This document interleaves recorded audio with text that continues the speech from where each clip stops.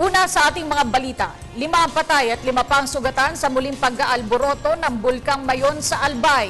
Ito ay base sa pinakahuling tala ng National Disaster Risk Reduction and Management Council. Ayon sa NDRRMC, kabilang sa mga biktimang ilang German nationals at mga Pilipinong hiker. Ang kabuang ulat mula kay Dina Pagibitan. Muling naglabas ng panibagong bilang ng casualty ang National Disaster Risk Reduction and Management Council o NDRRMC matapos ang pagbuga ng makapal na abo ng Bulkang Mayon alas 8 ng umaga kanina. Ayon sa tala ng NDRRMC, 5 ang kumpirmadong patay, kabilang ang 4 na German hikers at isang Filipino tour guide na pinangalanang si Jerome Berin, 21 years old.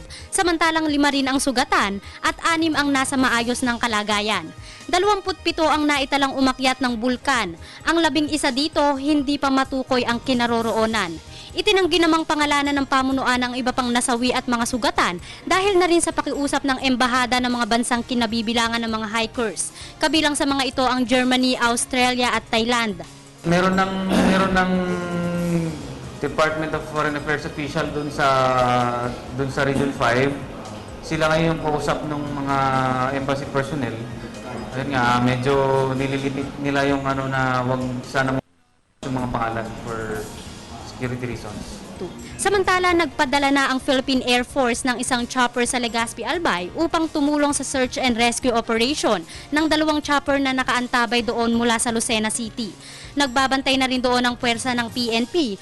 Meron ng PNP na naka-cordon doon sa area kung saan may papasok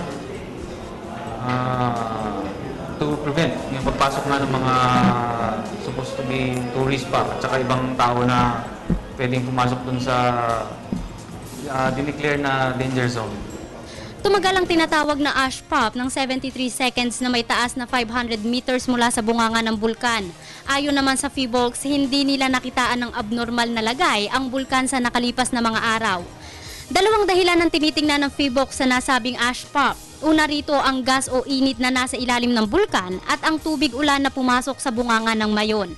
Naka-alert level 0 pa rin ang bulkan dahil wala silang namomonitor ng activity ng Bulkang Mayon.